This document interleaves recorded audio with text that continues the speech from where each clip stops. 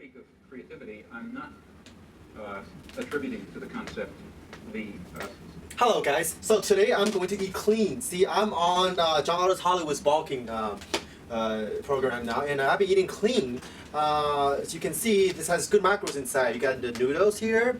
Vietnamese spring rolls with fish sauce is one of the best foods that you can eat to clean bulk. And then you got the shrimp, and then you got the pork inside, some pork, and then you got the vegetables. So let's get right down to it. notion of value that is normal when we speak of creativity. That is, when you speak of scientific creativity, you're speaking properly of the achievements of a Newton. But in the context in which I've been speaking about creativity, it's a normal human event. I'm speaking of the kind of creativity that any child demonstrates when he is able to come to grips with a new situation, describe it properly, react to it properly, tell us something about it, think about it in a new fashion for him, and so on. These are, I think it's appropriate to call those creative acts, but of course without thinking of those acts as being the acts of a Newton. It's the lower levels of creativity that I've been speaking of. Now, as far as what you say about the history of science is concerned, I think that's correct and illuminating, and particularly relevant, in fact, to the kinds of enterprise that I see lying before us in psychology and linguistics and philosophy of mind. That is, I think there are certain topics that have been, what was your word, depressed or put aside during the scientific advances of the, say, past century and a half. But now I think we can overcome those, where it's possible to put aside those limitations and forgettings and to bring into our consideration precisely the topics that animated a good deal of the thinking and speculation of the 17th and 18th century, and to incorporate it within a much broader and I think deeper science of man that will give fuller role, for a certain amount, it will not hope to give complete understanding to such notions as innovation and creativity and freedom and production of new new elements of thought and behavior within some system of rule and schematism. Those are concepts that I think we can come to grips with.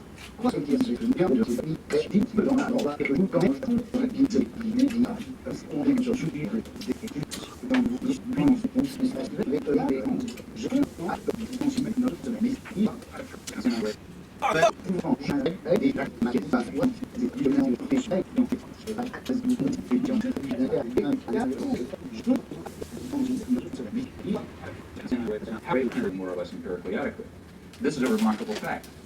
And in fact, if it were not the case that these scientists, including the geniuses, if they didn't have built into their minds somehow a obviously unconscious specification of what is a possible scientific theory, then this inductive leap would certainly be quite impossible. Just as if each child did not have built into his mind the concept of human language in a very natural way, in a very narrowing way, then the inductive leap from data to knowledge of a language would be impossible. So even though the process of, let's say, deriving knowledge of physics from data is far more complex, far more difficult for us, for organisms such as us, far more drawn out in time, requires intervention of genius and so on and so forth, nevertheless, in a certain sense, the achievement of discovering physical science, or biology or whatever you like, is based on something rather similar to the achievement of the normal child in discovering the structure of his language. That is, it must be achieved on the basis of an initial limitation, an initial restriction on the class of possible theories. And the fact that science converges and progresses, that itself shows us that such initial limitations and structures exist.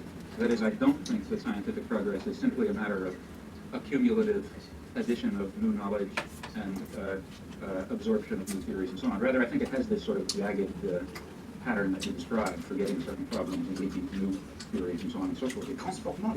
Right. But I think that the explanation for that, I think one can perhaps hazard an explanation for that fact. And oversimplifying grossly, I really don't mean what I'm not going to say literally. As human beings, a particular biologically given organism, we have fucking heads to start with a certain set of possible intellectual structures, possible science. Okay? Now, in the lucky event that some aspect of reality happens to have the character of one of these structures in our mind, then we have a science. And it's because of this. You know what that hipster is doing right now, probably? Probably stuck with that fucking fat bitch married with a kid. No more intellectualization. So stuck with a shit job. Limitation, initial limitation in our minds to a certain kind of possible science, it's precisely that that provides the tremendous richness and creativity of scientific knowledge. That is, if it were not, it's important to stress that. This has to do with your point about limitation and freedom. If it were not for these limitations, we would not have the creative act of going from to a certain kind of possible science. Dans ce temps de la mort de l'homme ou du fin de la période. So I guess this debate is between Noam Chomsky and Michael Foucault. And Foucault is more of a sociology guy. He's more of like a nurture guy. He thinks stuff come out of society. It's how we. He's not so much of a nature's guy, right? He doesn't believe in biology as much as culture. And Noam Chomsky is a linguist and a neuroscientist or a philosopher who's interested in language and how the mind works.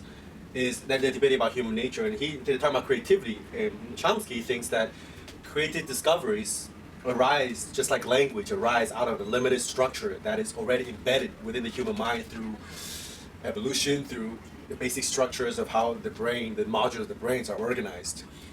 And they both agree that creativity and freedom cannot come from just anything or total freedom. Creativity and freedom only can come and rise out of structures and restraints and orders and regularities, as they say.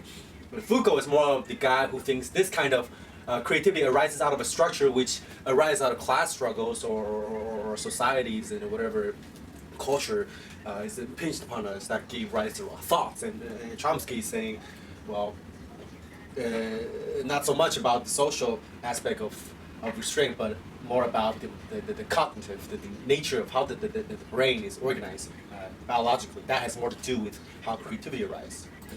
Le 20e siècle. Ça n'a pas de rapport avec ce que nous disons. Je ne sais pas, parce que je pense à. Comme vous, je traite d'appliquer, qu'est-ce que vous avez dit, à votre notion anthropologique. Vous avez refusé déjà de parler sur votre propre créativité et liberté. The need for creative work or creative inquiry without the arbitrary limiting effects of coercive institutions. Then, of course, it will follow that a decent society should maximize the possibilities for this Fucking hipsters took too much acid. And realize, and oppression and destruction and coercion that exist in any existing society, ours for example, as a historical residue, not a federated, decentralized system for an advanced technological society. None of those guys left weight, man. Human beings Fucking would not pathetic. have to be forced into a position of tools that cause the machine, in which the creative urge, that I think is intrinsic to human nature, will in fact be able to realize itself in whatever way it will. I don't know all the ways in which it will. Idéal pour notre société scientifique ou technologique. En revanche, une des tâches qui me paraît urgente,